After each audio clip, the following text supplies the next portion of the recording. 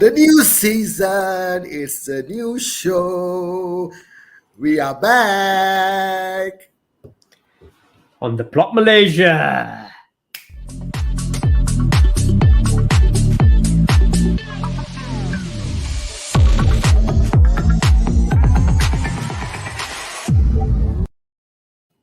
Hello, welcome to the Plot Malaysia. This is the first episode of the new season. This is the show for the fans. Hi, the fans! Hey, good to be back. Good to be back, Ram. Hari, so good to see you after so long, man. It's been And you know the best part. The best part is we are both in genuinely different locations now, different countries, different locations. Yeah, it's good, man. How's Singapore treating you? Singapore's good. You know, of course, missing Malaysia a lot. The food in Malaysia is so much better. Yeah, what else can I say? That's coming from a Singaporean, guys. Yeah, there you go. Yeah. But it's good. It's good to see you, man. Good to see you, and it's good to be back, man. It's good to be back. We've had a long break, obviously for various reasons over the summer. Work's taken up a lot for both of us, I'm sure. But we're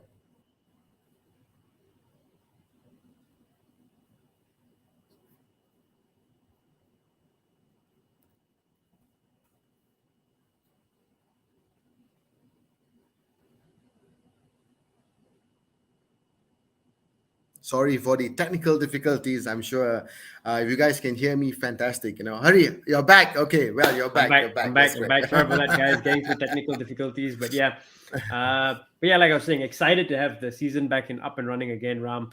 It was a fantastic first game week as well.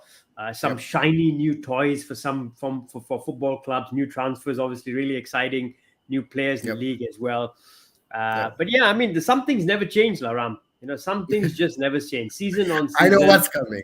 Some things never change. You can have a new manager. You can have a couple of new toys, but some things just don't change, you know. And I'm talking about Banter FC, So we're going to start none other than with Banter FC. Man United won Brighton 2 at Old Trafford under the so-called disciple of Pep Guardiola and Eric Ten Hag. Everyone was crying out for him. He got rid of the problem in Pogba, apparently. But you know what? Guess what? Result? Exactly the same. What went on here, Ram? Tell us what happened in this game. Well, obviously, as a United fan, it's very disappointing to watch the first game at home as a defeat. It was a away game, it's fine, no problem. But it was a home game. You know, you want to win this game. And it looks like to me, Hari, that, you know, for all United fans, I think last season hasn't ended yet for us. You know, so to speak. But very disappointing. I thought that, you know, the players that were performing well in preseason did not really show up, you know, in that first game. I was surprised he benched Ronaldo. I didn't understand why Rashford took the mantle and, you know, took up the striking position. I thought he could have had better options. And you know, it was again Fred and McTominay in the center of the park. Now, I don't know if any of you would agree with me, but you see, like what Hari said, I agree with you. New manager, new players, but why still Fred and McTominay in the center of the park? There was no creativity, I tell you honestly. No creativity whatsoever. Hi, Simba. Nice to see you again. Yes, absolutely. You know, so in my opinion, I was disappointed, but I have to say I was not totally gutted because a part of me was still assessing it. A part of me was still, you know, thinking that, you know, it's a bit too early for us to see, you know, full flight football. So I'll give him a few more chances, Eric Ten Hag, and see a few more games and see what he does.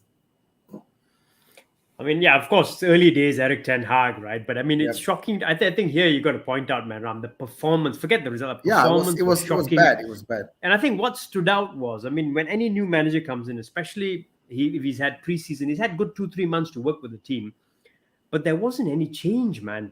I think maybe they started the game pretty well in the first 10-15 minutes. You could see some patterns of play, but then after that, they just reverted back to type to last season.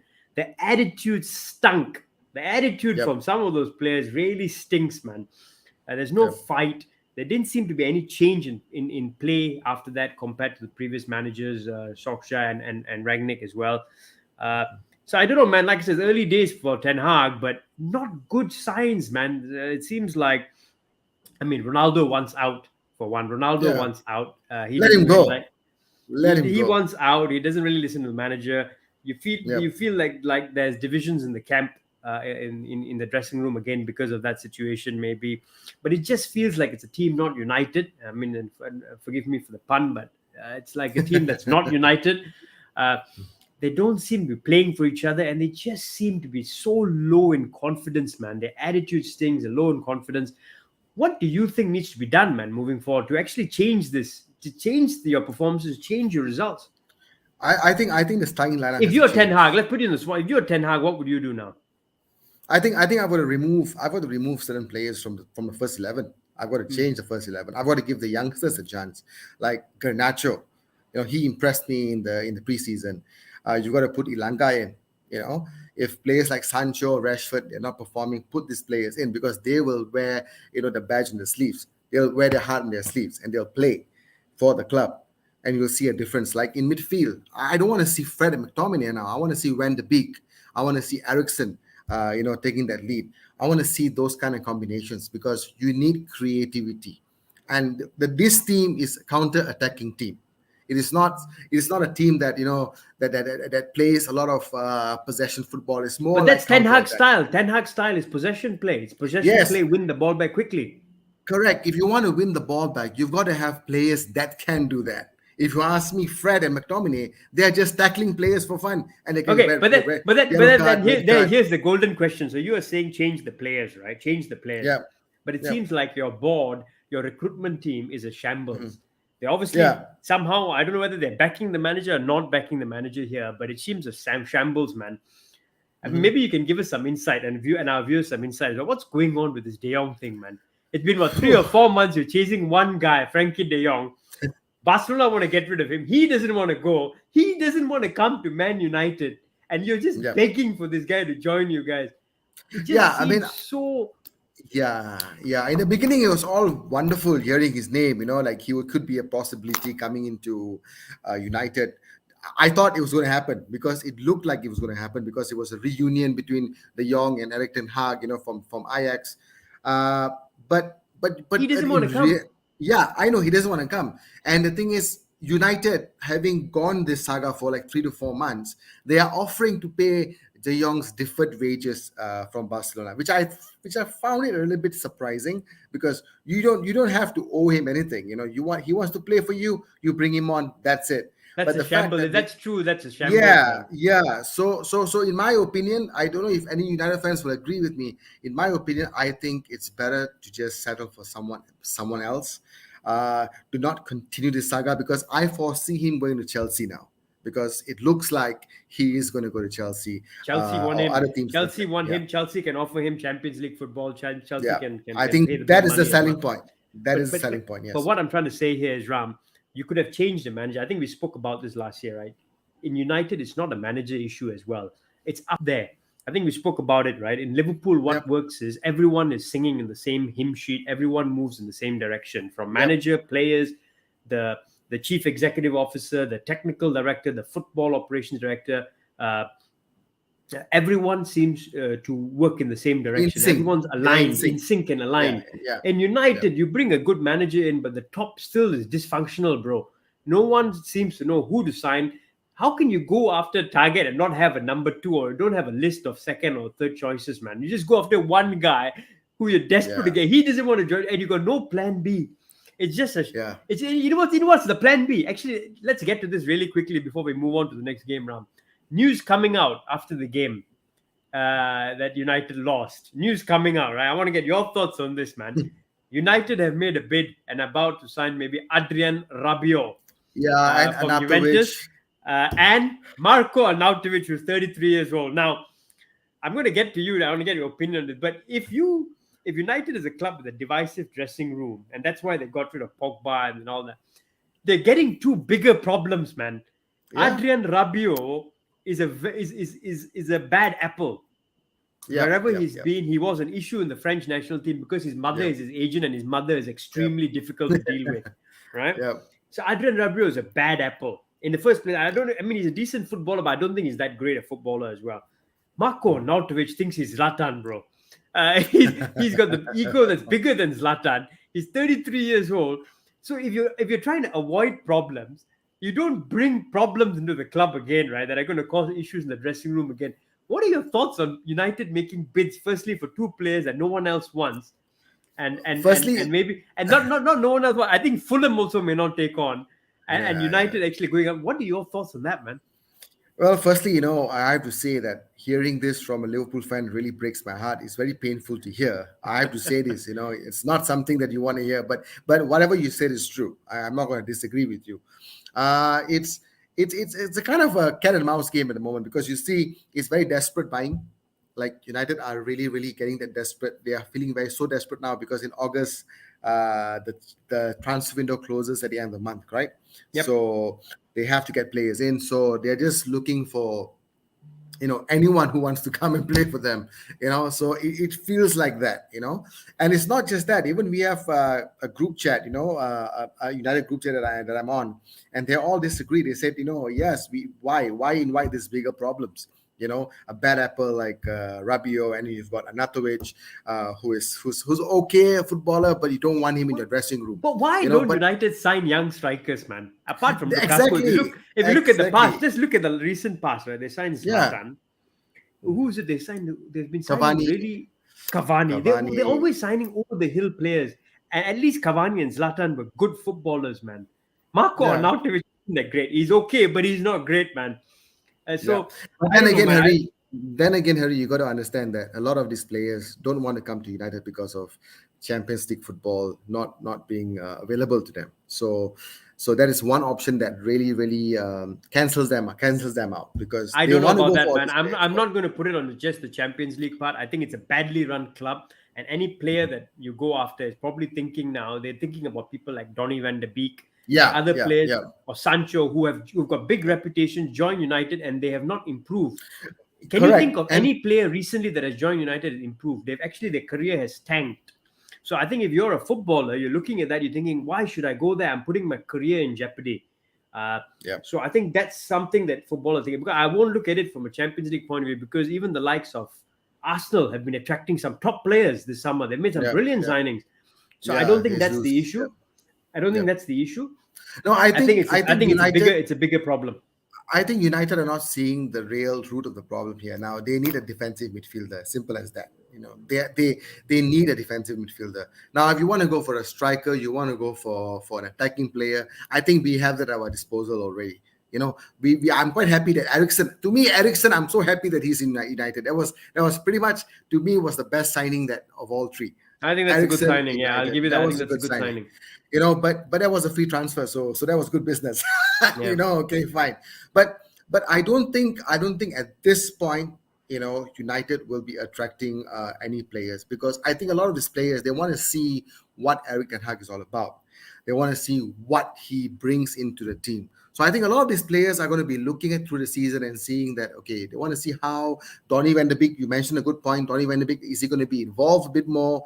Is he going to get more chances to play in the game? Is all these new signings like Tyrell Malacia, Martinez, or even Ericsson, are they going to actually have good game time? So these are all points of assessment that these players are going to make. No, And probably, I think we've just got to wait and watch, right? How the Ten yeah, Hag tenure goes yeah, along. But I mean, on the yeah, face of it, the start of it, things really haven't changed. At least yeah, upwards, their yeah. policy is still shocking. You had 3 months to Yeah. sign players, and you're But desperate but to one sign more players at the end of the window, what which is why you go what after people like Marco but one more Arnautovic. thing. Yeah. One more thing. If the next game United was playing, if they do not remove Fred or McTominay out of the midfield, then I don't know what to say.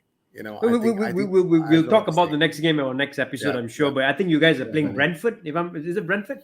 Yeah, Brentford and then Liverpool. Oh gosh. Okay. Anyway. Brentford is away, right? Brentford is away from home.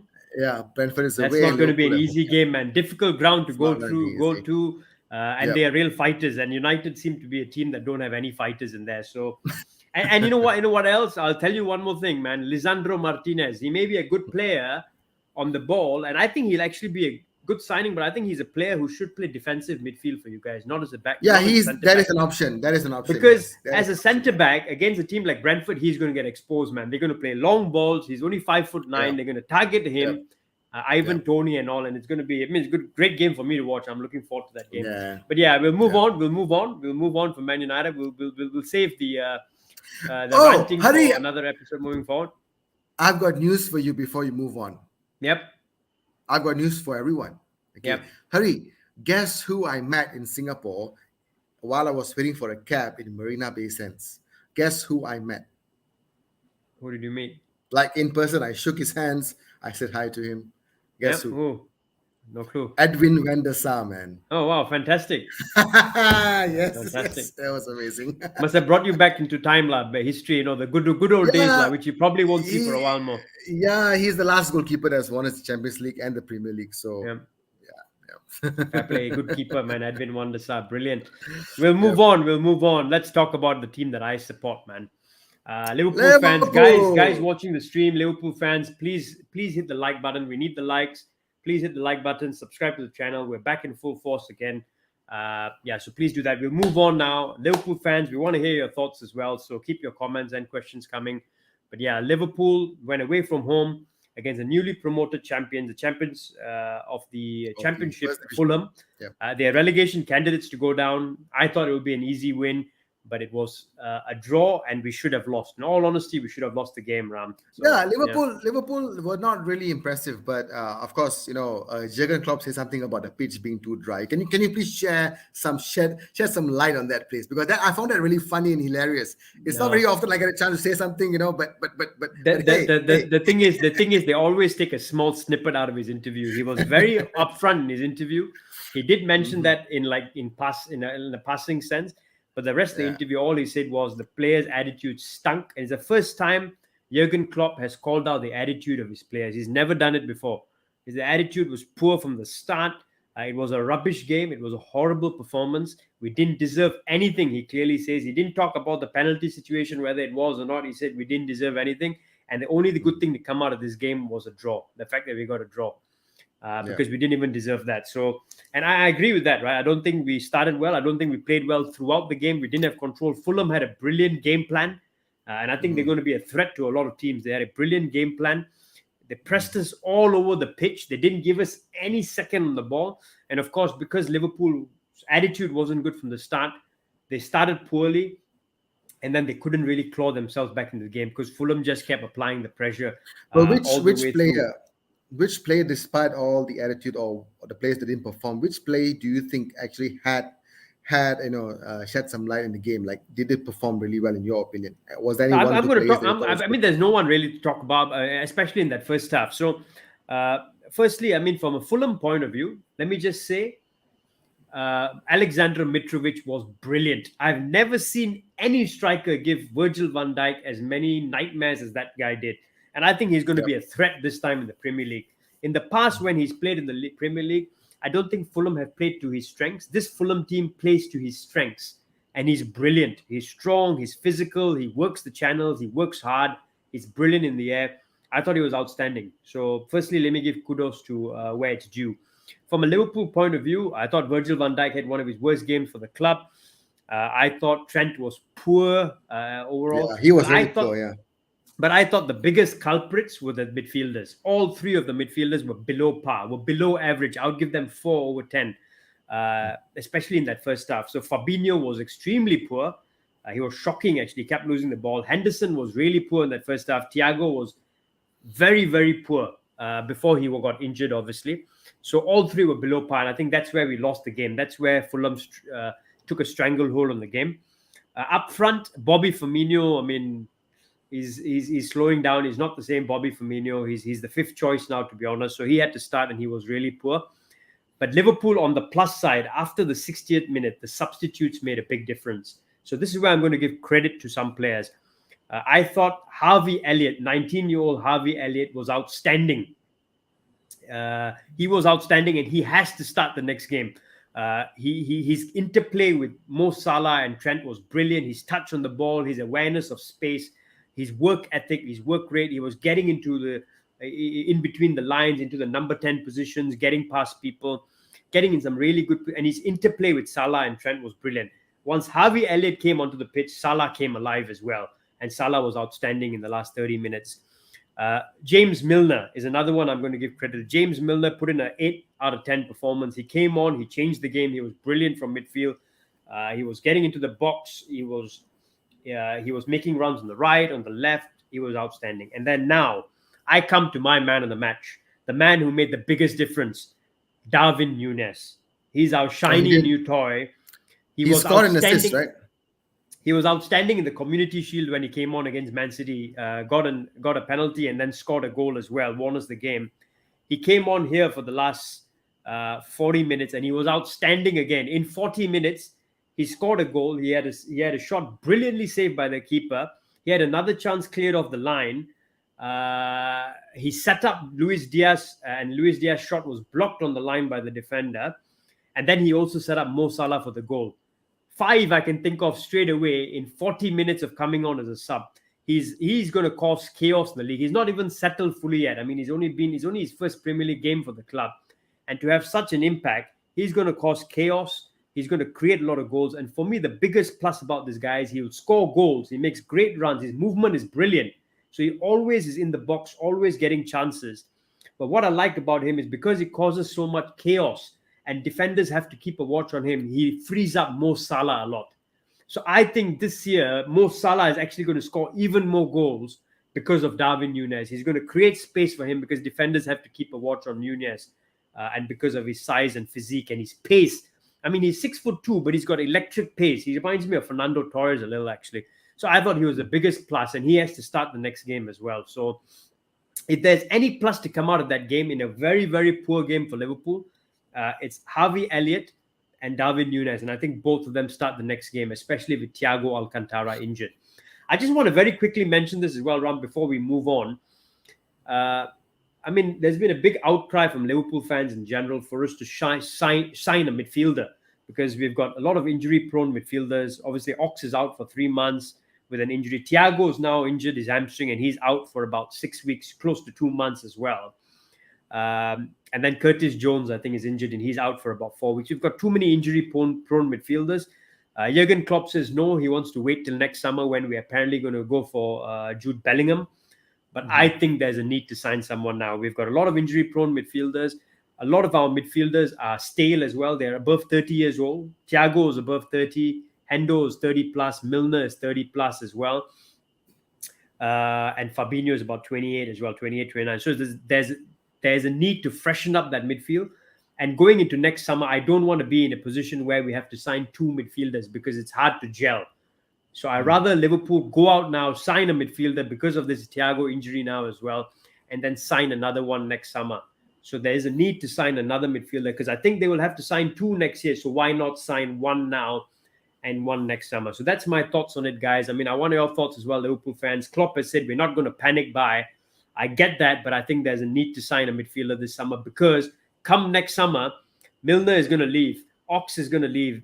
1 midfielder will not be enough. We need 2. So why not sign 1 now as opposed to having to integrate 2 midfielders in 1 summer into the team? So those are my thoughts. Okay, so if you are Jurgen Klopp right now, who do you think could be the ideal signing right now for this current squad that you want to add on to the team? Who do you think should fit in? We just need a midfielder. So I would go for a player in Portugal actually who's been touted very highly. I think the 2 players I quite like. I mean, there's one who's Luka Sucic, who I heard is a pretty good player. I've watched him play. He's pretty decent. He plays for Salzburg.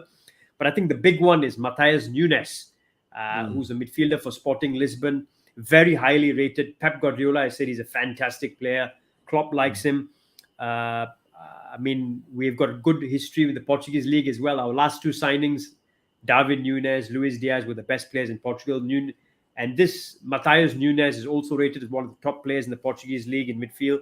He's a bit of a box-to-box midfielder, lots of energy, will suit the Liverpool midfield because we play with box-to-box midfielders with a lot of energy. So if I could make 1 signing now, Matheus Nunes, that's who I'll go for.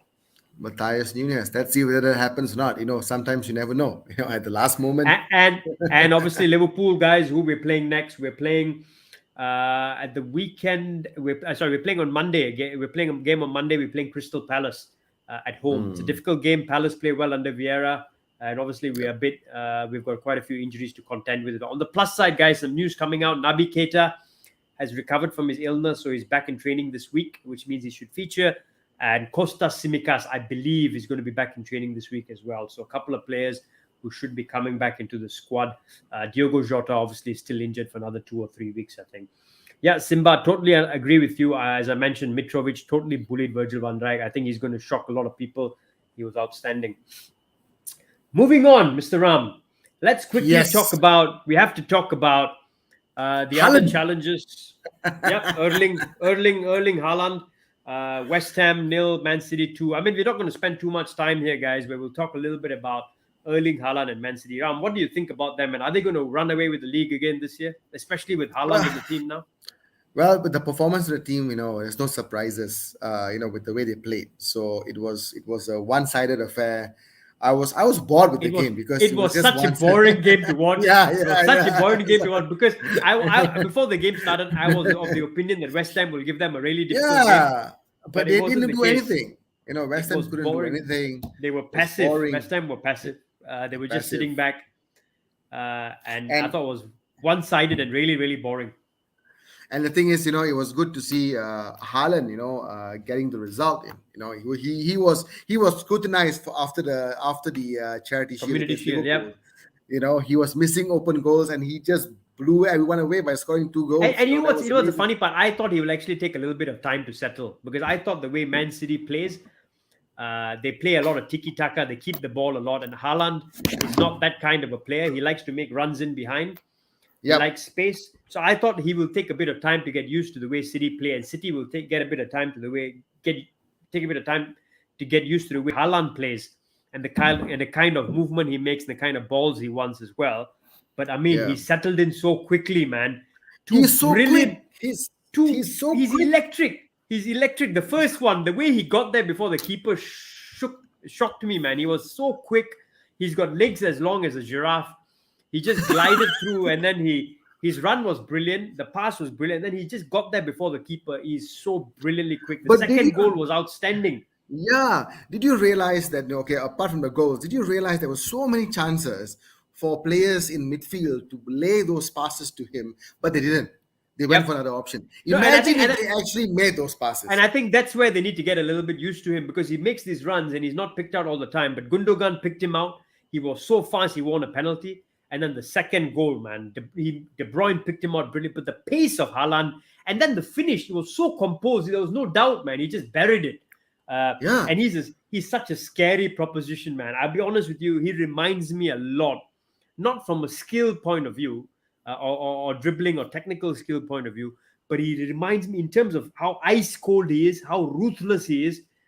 He reminds me a lot of Ronaldo, the phenomenon, Yeah. Yeah. Yeah. Yeah. R9. He reminds Yeah. me of him, man. He's just brutal.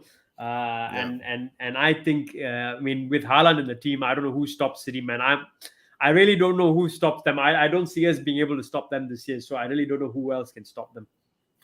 But you never know. There could be some surprises in the Premier League this season. You never know. Teams like Arsenal, teams like I don't know. There could be some possibilities that things could just change. And I And just and I just wanted to very quickly talk about that, man, the challenges. yeah, So yeah, the reason I put this into the agenda for today, Ram, is I thought yeah. a couple of teams really impressed me in the first weekend. They have done some brilliant business. They've signed some outstanding players, and they've got some good coaches as well. So I'm specifically talking here about Tottenham Hotspur and Arsenal. Oh, those two running clubs. Spurs under Conte as well. Conte is a winner. He's a driven winner. They came back and won 4-1 against Spurs. Southampton. They have made some brilliant sign. I think Bissouma is an outstanding buy in midfield. Yeah, yeah, Perisic is brilliant, man. Perisic as a wing back is brilliant. one of my favorite players, man. Yeah, Perisic. Ivan Perisic. And then obviously they have gone and signed Richarlison as well. Richarlison, I'm not a big fan of. I've got to be honest. I thought it's too much money for a player like him. But if he's going to be a backup, because he's, in my opinion, he's a backup because those front three, man, Son Heung-min, Harry Kane, and Dejan Kulusevski are just outstanding. They are probably the best front three in the league now, especially now with Mane gone. They are outstanding, man. And to be honest, for me, they are not just top four contenders. I actually think they're title challengers until proven wrong, but I think they're title challengers, man. From what I've seen, especially with the winning attitude of Antonio Conte, with Harry Kane leading the line, Son Heung-min, they've got a good midfield now.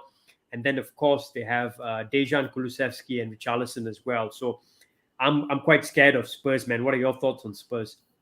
Yeah, I think definitely you're right. Spurs have signed what, six, seven players, six players now. I I think think they've five or done six. like Yep. five or six players. I think they have done the most amount of business, and I think with Conte in the fray, I think a lot of players are very excited to work with him. And now, of course, going not just in Premier League, but of course playing in the Champions League is going to be an interesting prospect for them because Yep. I think they've done well preseason. They've done well in the first game, so it's just exciting to see how they're going to perform going forward. I just hope like you say, they have got players at disposal, but if once they get hit by injuries, then obviously it's just going to spoil the game. So I think let's the let's big let's one, just the hope. big Yeah, one is probably Harry Kane and maybe Son. yeah, Actually, I think Son is key yeah, yeah, as well for them. But man, they are very very impressive. And Eugene, I know you're following us live now as well. I've got yeah, to say, man, very impressed with Spurs. I think you've got a fantastic manager, great signings, and unless they implode, because Antonio Conte has got the habit of imploding on his own and yeah. leaving a club. So if he does that, then I don't know. But I've not. I think they're a really good squad, man. And I think where they could struggle, Spurs, if I can pinpoint, is probably in midfield because I think if they pick up an injury there to Bentancur or Yep. Højbjerg or Bissouma, I think they struggle because I think they're quite lightweight in the Yep. middle of midfield. So and there's a lack of numbers there. So that's where I think they could get hit. But apart from that, they look a good side. We'll move on to Arsenal, Ram. Very Hmm. impressive business. Let me tell you who they've signed. Gabriel They Jesus. they have signed, we'll get to Gabriel, they've signed Fabio Vieira, who's a good player. Yep. They have then gone ahead and signed a winner in Alexander Zinchenko from Man City, who's a left back. He can also play in midfield. They've brought back Saliba, William Saliba, who was on loan, and he looks a brilliant defender, man. He looks solid as a rock. He looks composed. He's got good feet on him as well. He looks brilliant, by the way. And of course they went ahead and won.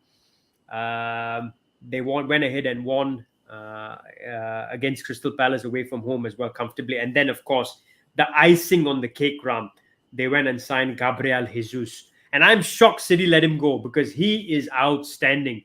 His Yep. preseason form was outstanding. His first game against Crystal Palace, he was outstanding. What do you think of Arsenal, man? They look a threat. And I saw a Yep. brilliant stat, right? I saw a very interesting stat. Ever since Arteta has been manager of Arsenal, I think they've collected the most points apart from Chelsea, apart from City and Liverpool. It's been Arsenal. Really interesting stat, which tells me that tells me that Arteta looks the real deal, man.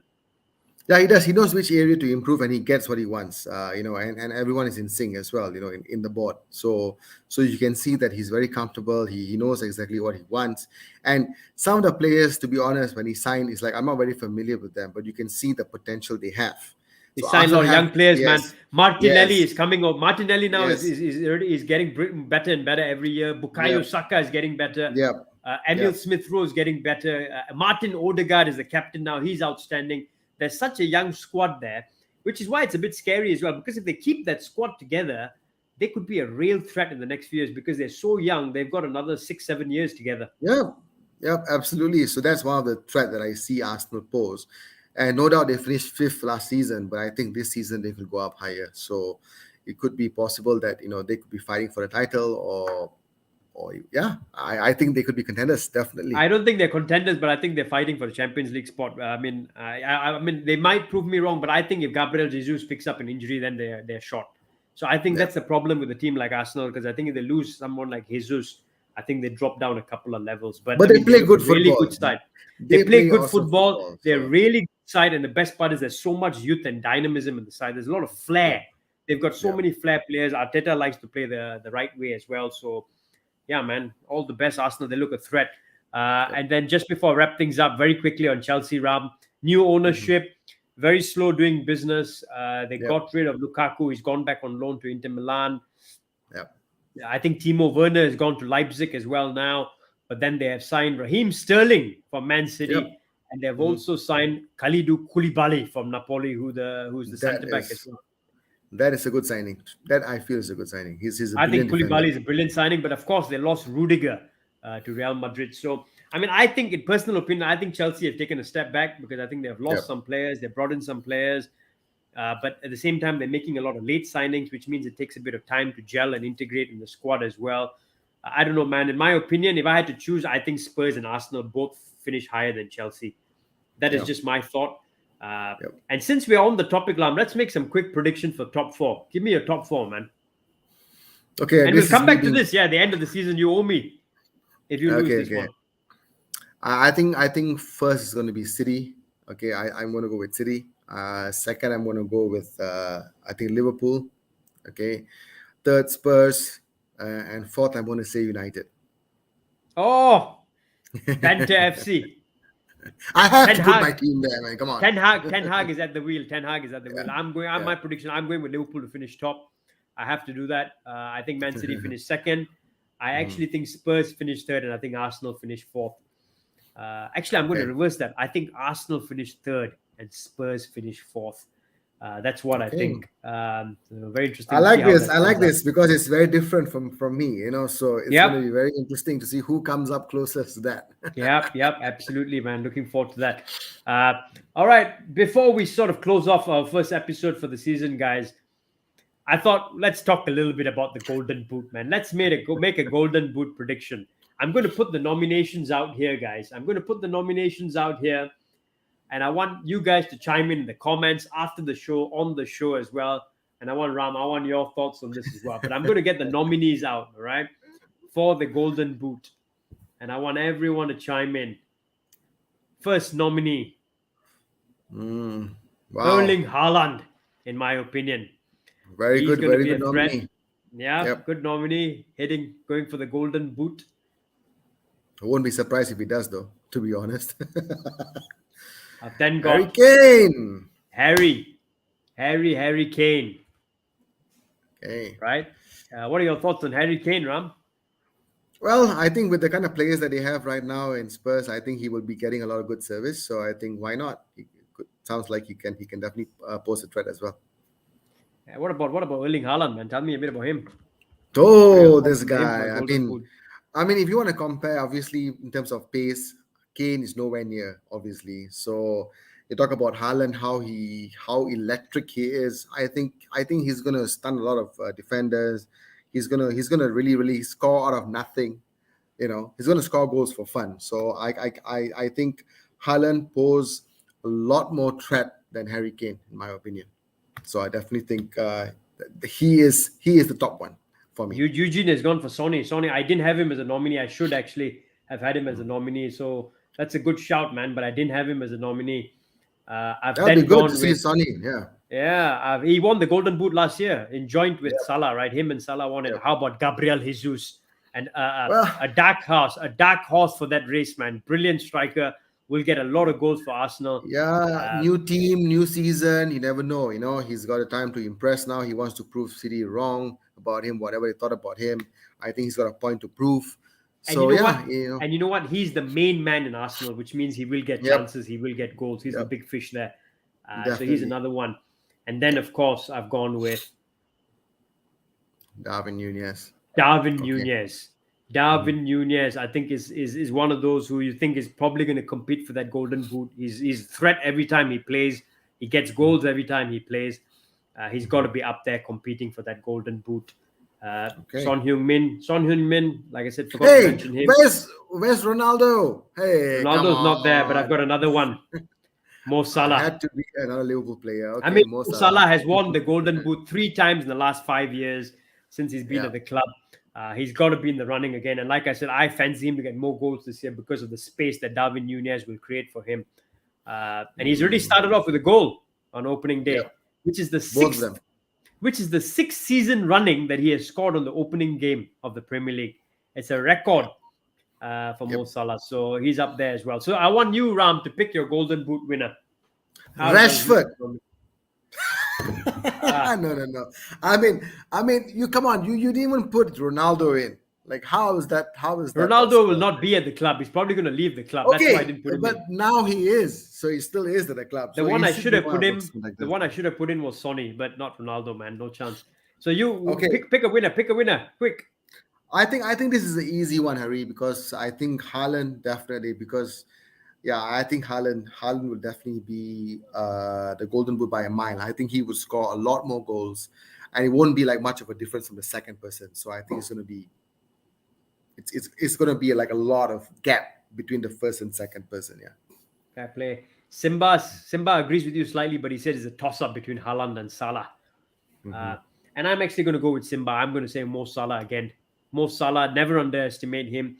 Haaland, no Haaland, he still scores goals for fun. So, and I think, like I said, with Darwin Nunez there, I think it creates space for him, and he will get a lot more goals as well. So, guys, that was the first episode of the new season of the Plot Malaysia. We're going to be back. We're going to have some interesting guests this year again. But yeah, first episode done, guys. Please hit the like button. Please subscribe. Hit the bell notification. Please comment. Let us know what you think. Let us know. If of course, if you want to talk about Liverpool, you can always comment. If you want to talk about United, you can always comment. But if you want to talk about any football club, and if you want to be on the show, let us know as well. If you want to be on the show this year, let us know as well. But yeah, Ram, I'll hand it over to you, man, to sign off in classic Plot fashion. All right, signing off from the Plot Malaysia. This is the show for the fans. By the fans. See you, Hari. Take care. Ram. Cheers, guys. Next week. Take care. Ciao. Ciao.